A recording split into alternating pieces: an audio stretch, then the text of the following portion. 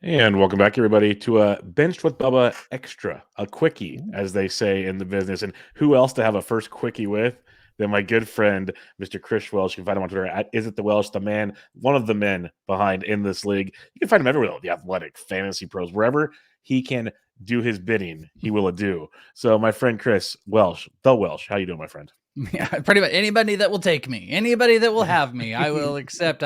I say yes to all, and to all a good night. What's up, buddy? I'm doing pretty good. Excited to talk about some prospects. Yeah, no, this is great. I appreciate you being able to squeeze this in. It was like a last minute thing. The news dropped today after another Bench with Bubba recording that Mason Miller is getting promoted to the bigs, Oakland A's big pitching prospect. So I texted you immediately. I said, hey, I need you. So what do you have on Mason Miller? Because I'll give my 2 cents after your expert advice on this. So Mason Miller is fascinating on like a gajillion different ways. The first being, yes, he's at the majors, but he has less than 30 professional innings under his belt as far as like major league innings go. He came over to the AFL. That's where I got to actually see him. He pitched early in the AFL. I think they kind of, if I remember, they might have shut him down a little bit early. He was pretty good in the AFL, but the thing that got all of us jamming was he hit 102 in his first start. We were like, whoa, what the hell's going on here? Command, definitely spotty, but he had that fastball and he had this cutter. And those are his like big main pitches. In this interim time, I think between the AFL and the season start, he's kind of attempted to start developing a slider. And there's a semblance of a changeup in there. So much so, though, that his most recent start, this is kind of the one that everyone cares about because we have like StatCast data and we have like full on data from it because he's only made 2 starts in the minors this year, was he was in AAA. He got 64 pitches in, and this is an absurd number, Bubba. He had 20 whiffs on 64 pitches, which is it ended up being and on 36 swings. So it was a 56% whiff rate on all swings. In that, what was it? 54 of those pitches were either a cutter or a fastball. 42 of them were fastball. So he threw 9 sliders, 1 changeup. So you don't want to call him like he's not necessarily a 2-pitch pitcher, but he's kind of a 2-pitch pitcher.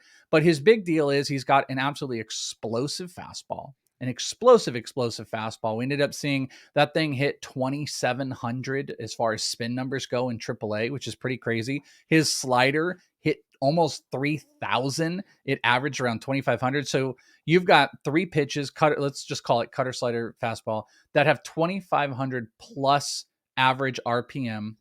With a guy that averaged 100, he hit 102 in this start, and he can bring it down to as low as 84 on the slider. So he's almost got a 20-mile-an-hour variance.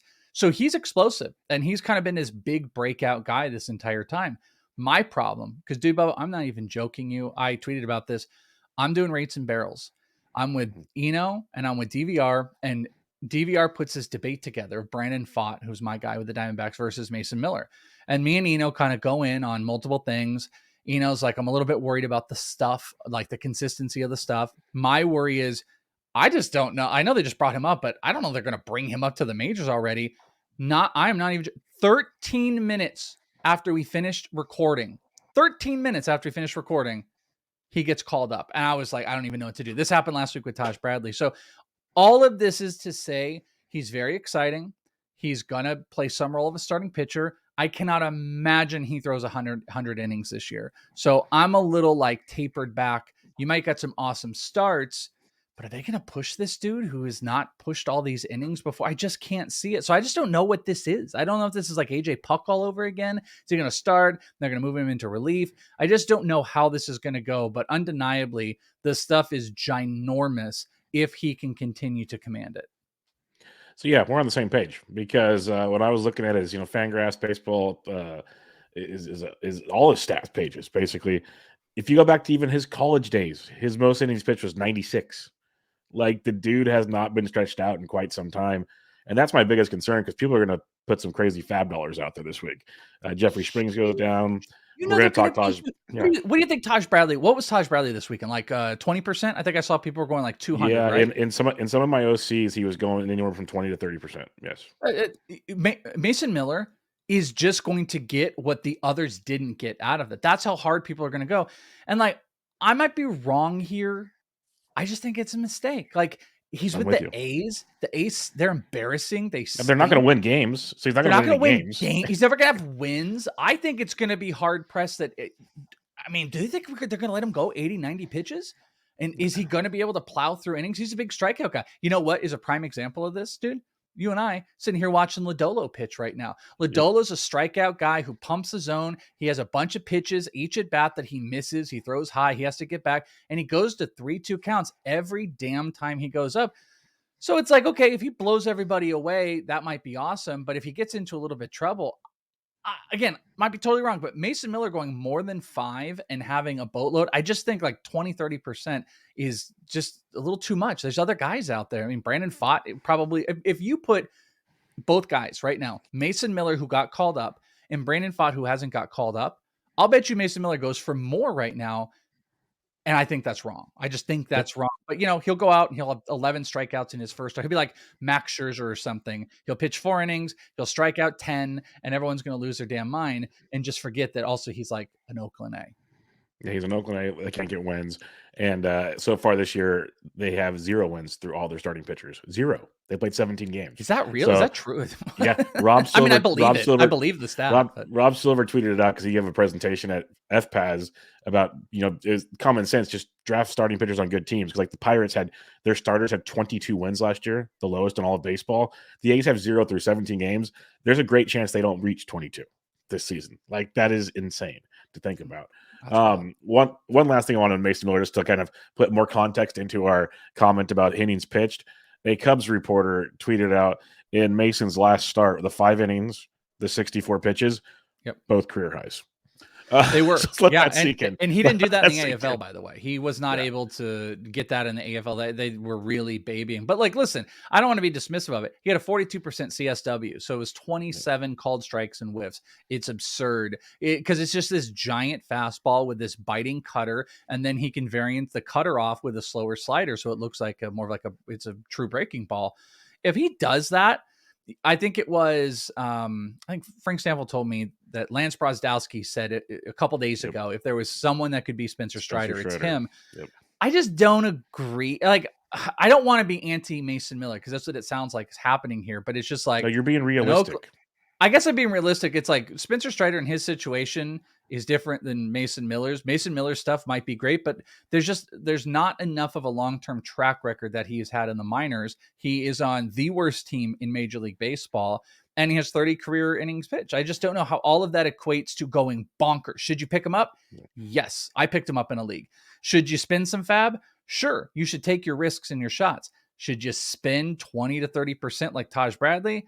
I don't think so, because Taj Bradley has, I think, if I remember correctly, has hit 100 innings pitched. And there is a blatant spot there on the best team in baseball. We are literally sitting here as we're recording, and he is through 2 innings, and he has 4 swing and misses already. He struck out 2 in the first inning. He looks as explosive as he did before. He's out dueling Nick Lodolo. He's 1 1/3 as we record this with 3 strikeouts. That's stupid. Pretty good. Great American Ballpark too. So that's all I wanted to talk about. Mason Miller, just like good pitcher, but I wanted to bring someone else on that knows the context. Like, let's not break the bank, folks. Like, there's a long way to go here. You mentioned Brandon Pfaadt. We also know there's it's Tanner Bibee. Bibee. It's actually Bibee. I always mispronounce it. I think Mike Bibee, Team Dime. Let's go. It looks like a Bibee. I did Bibee forever until I was corrected that it's Bibee. No, I'm just going to throw it out there. We'd probably rather save money for those two. Is there anybody else to maybe save money for? Because, it's saving money is one thing, but you can spend money if it's spent properly, is the way I'm just trying to say it. Are these some of the other young pitchers to potentially save for? Because Taj Bradley's gone. That's a thing of the past now. And he's going to pitch for a while. Yeah, Spring's getting TJ. So, yeah. Yeah, I mean, the guys you want to look at, like Brandon, I'm just beating this stupid dead drum here. Get Mad Bum out of there. Trust me. Get him gone. Yeah, Brandon Pfaadt's number 1. Bibee is there, but I will point out, like, it's a little dangerous because Gavin Williams is pitching well. Logan Allen ended up in the first 2 starts, I believe, had like the top 7 highest stuff plus on Enosarus's list of stuff plus on Fangraphs. Also, he's a lefty. Logan Allen is. So like Bibee's no guarantee, but I think he's the next guy. The other 2 to look for, Kyle Harrison has had a horrid start to the year. He went 2 starts. He couldn't get through 3 innings, but his stuff was still good. The last start against Brandon Pfaadt, he went like 5, gave up 1 hit, but he had a 12% whiff rate, and it was really bad. So he's still trying to find himself, but he's someone you should look at. And don't forget Ricky Tiedemann. Ricky Tiedemann came back finally. He pitched the other day in Double A. I actually watched that whole start. He looked phenomenal. They had him on a pitch count. He went 3 innings, struck out 9. So you can do the math there.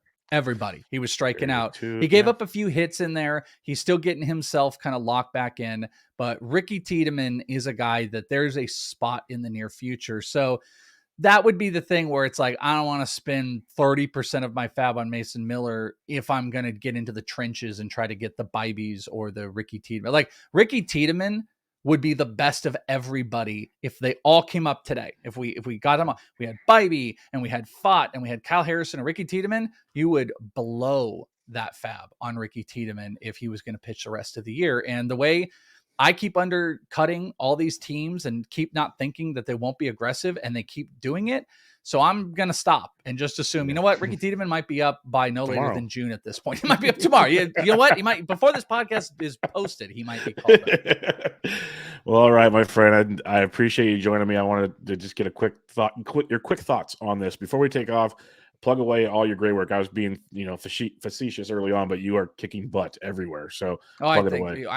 Just follow me on Twitter. Is it the Welsh? I in this league pod and Prospect One are my homegrown things, but I'm on a lot of other stuff, Fantasy Pros and Athletic and CBS. But the best way to keep track of all the things, is it the Welsh on Twitter? You can follow along, and you will see me tweet about all of them. All right, make sure you follow him if you're not for some weird reason and you're following me. And more importantly, check out his great work. Even that guy Bogman he's with, he's pretty cool too. So check out all that stuff. But thanks for joining me, my friend. We'll chat again sometime. Love you, my friend. Bye. Yes, sir. Bench with Bubba Extra Edition with the one, the only Chris Welsh. Catch y'all later.